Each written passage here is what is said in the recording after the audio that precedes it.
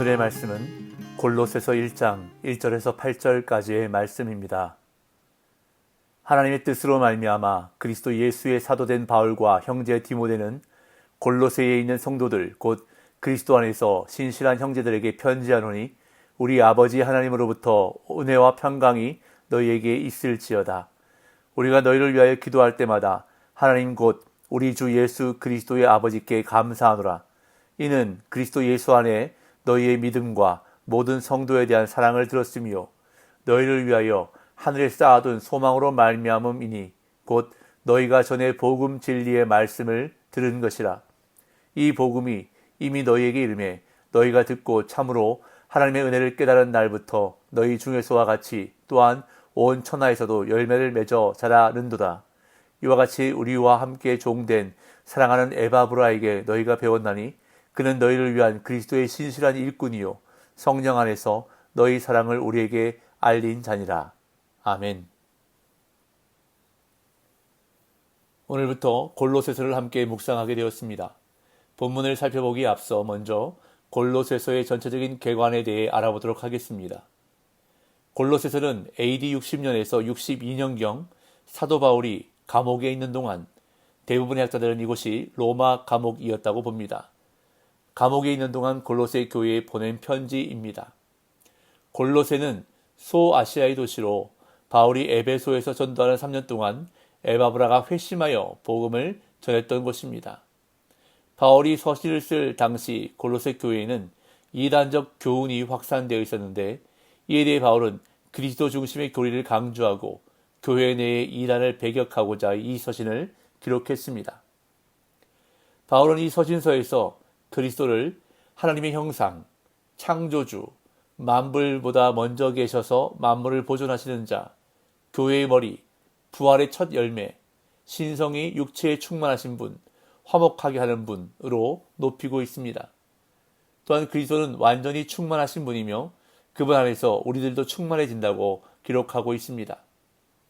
그러면서 골로새 교회 내에 있는 이단 사상은 헛되고 공허하며 옛 죄악성을 제어할 능력이 없는 것임을 밝히고 있습니다. 골로새서의 특징을 살펴보면 첫째로 그리스도에 대한 기독론이 잘 언급되었습니다.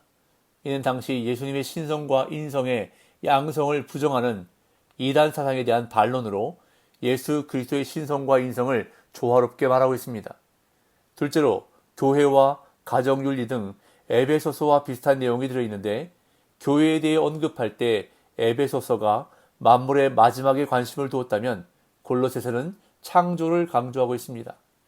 그리고 셋째로 이단 사상을 배격하기 위해 기록되었는데도 논쟁적이거나 강한 어투보다는 논리적이고 점잖은 어조로 글을 쓴 특징이 있습니다. 참고로 당시 골로새 교회 내에 들어온 이단 사상들을 살펴보면 먼저 거짓 철학이 있습니다.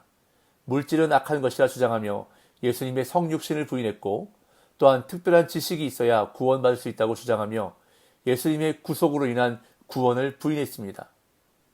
다음으로 유대교적 율법주의가 있었는데 유대주의자들은 육체의 할례와 음식의 규례와 특별한 절기 준수가 구원과 관계 있다고 주장했습니다. 또한 천사 숭배의 신비주의가 있었습니다.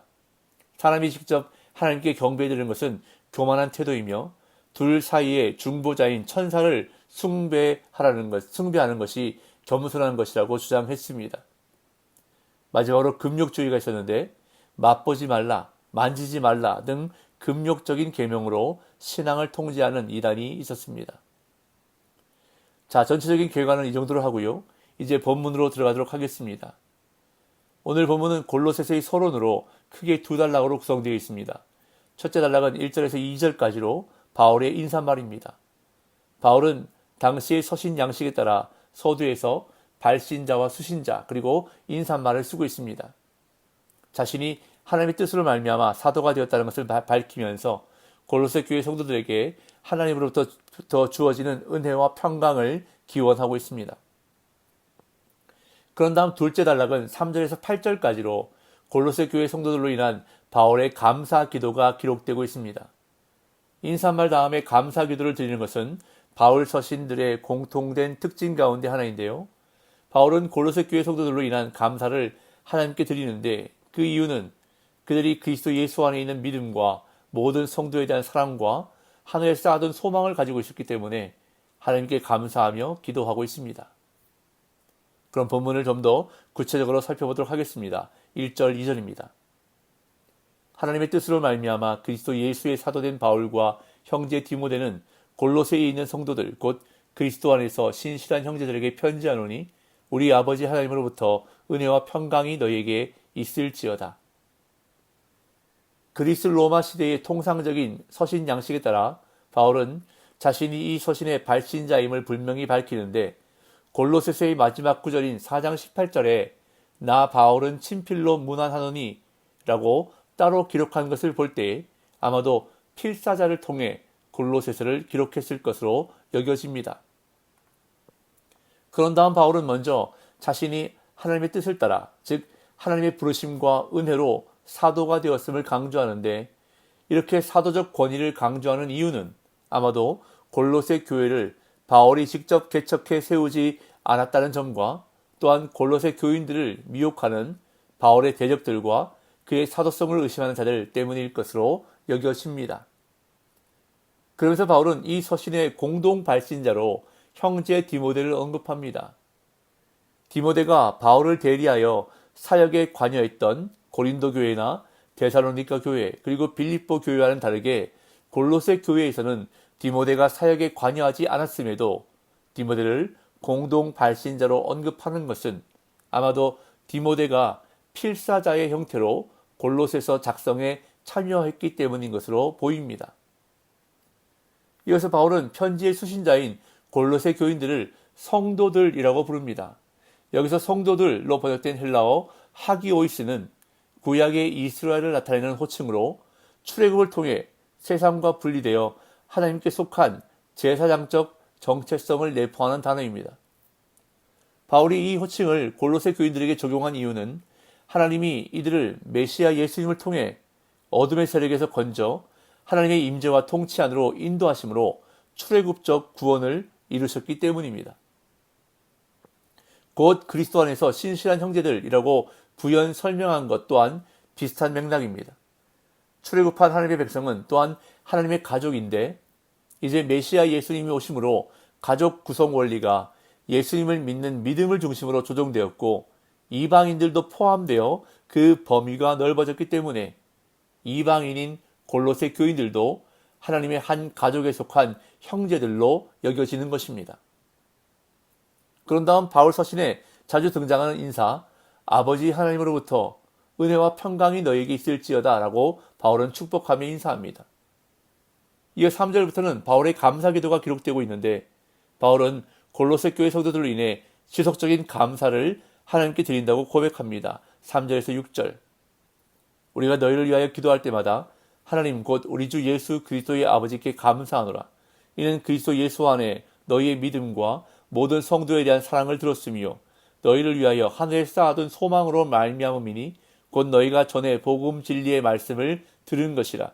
이 복음이 이미 너희에게 이르매 너희가 듣고 참으로 하나님의 은혜를 깨달은 날부터 너희 중에서와 같이 또한 온 천하에서도 열매를 맺어 자라는도다. 바울은 골로새 성도들을 위해 기도할 때마다 감사하는데 그 감사의 대상은 단순히 하나님이 아니라 곧 우리 주 예수 그리스도의 아버지라고 고백합니다. 감사의 고백에도 주 예수 그리스도라는 기독론적인 신앙 고백이 표출되고 있는데 이 주제는 골로새서의 시종일관 중요하게 흐르고 있습니다.